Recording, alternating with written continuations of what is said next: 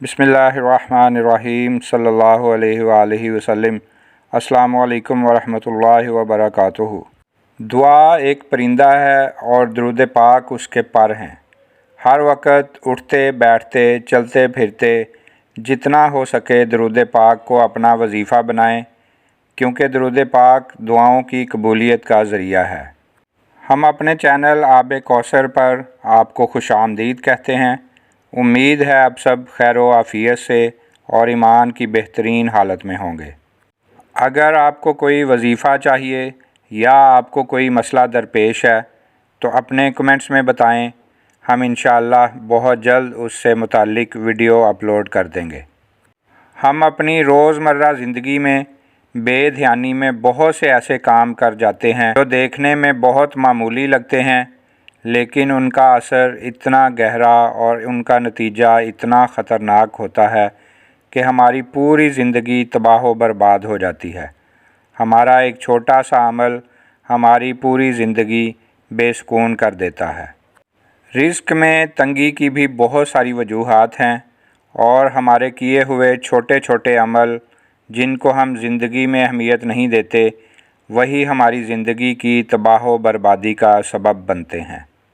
और हम उन असबाब को दूर करने की बजाय वज़ाइफ़, दुआओं और तावीज़ों की तरफ देखते हैं कि हमारे रिज़्क़ में जो बंदिश है वो किसी तरीके से दूर हो जाए। लेकिन जब तक बीमारी की असल वजह, असल जड़ को जो है वो ख़त्म नहीं की जाएगी, बीमारी दूर नहीं होगी। तो सबसे पहले हमें रिज़्क़ में कमी के जो असबाब हैं, जिनकी वजह से रिज़्क़ में कमी होती है, उनका जानना बहुत ज़रूरी है, ताकि कोई भी वजीफ़ा करने से पहले हमारे इल्म में हो कि कौन से काम हैं जिनकी वजह से रिज़्क़ में कमी होती है। उनसे हमने बचना है। उन चीज़ों से बचकर जब हम किसी भी वजीफ़े को पूरी दिलजमी के साथ और तवज्जो के साथ करेंगे तो इंशाअल्लाह अल्लाह पाक अपना करम फरमाएगा। 5 ऐसे काम या ऐसे अमल जो बज़ाहिर मामूली नज़र आते हैं, लेकिन उनकी वजह से घर में तंगी फाका होता है और रिज़्क़ उठ जाता है। उनमें सबसे पहले मगरिब और इशा के दरमियान सोना। ये अमल रिज़्क़ में कमी और घर में फाकों का बायस बनता है। इसी तरह कब्रिस्तान में हंसना। जब भी कब्रिस्तान में जाएं तो इस चीज़ का ख़ुसूसी ख्याल रखें, क्योंकि कब्रिस्तान में हंसने से दिल मुर्दा हो जाता है और रिज़्क़ में कमी का बायस बनता है। तीसरे नंबर पर नमाज कज़ा करना।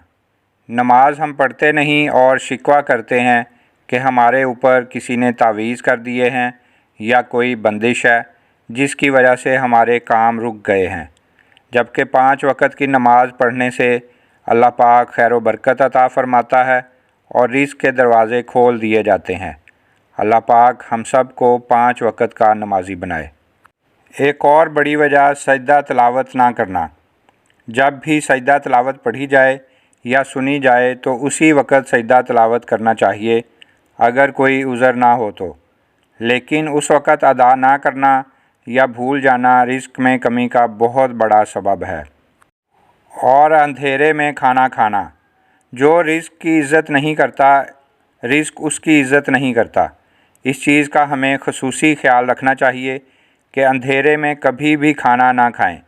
या रोशनी का इंतज़ार करें या एहतमाम करें, उसके बाद खाना खाना चाहिए। अंधेरे में खाना खाना भी रिज़्क़ में कमी का बहुत बड़ा सबब है। अब रिज़्क़ में बरकत का वजीफ़ा नोट फरमा लें। एक सहाबी ने अर्ज़ की, या रसूल अल्लाह सल्लल्लाहु अलैहि वसल्लम, दुनिया ने मुझसे पीठ फेर ली है, दुनिया नाराज़ हो गई है। आप सरकार सल्लल्लाहु अलैहि वसल्लम ने इरशाद फरमाया, क्या तुम्हें वो तस्बीहात नहीं पता जो तस्बीह फ़रिश्तों की है और मखलूक की है, जिसकी बरकत से रोज़ी दी जाती है। जब सुबह सादिक तुलू हो तो ये तस्बीह 100 दफ़ा पढ़ना, सुबहान अल्लाह व बिहम्दिही सुबहान अल्लाहिल अज़ीम अस्तग़फिरुल्लाह। फरमाया, दुनिया तेरे पास ज़लील होकर आएगी। वो शख्स चला गया।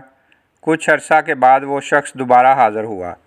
अर्ज़ की, या रसूल अल्लाह सल्लल्लाहु अलैहि वसल्लम, दुनिया और दौलत मेरे पास इस हद तक आई کہ مجھے سمجھ نہیں آ رہی کہ میں کہاں اٹھاؤں اور کہاں رکھوں۔ اس عمل کو صدقے دل کے ساتھ کریں، انشاءاللہ اللہ پاک دولت کے انبار لگا دے گا۔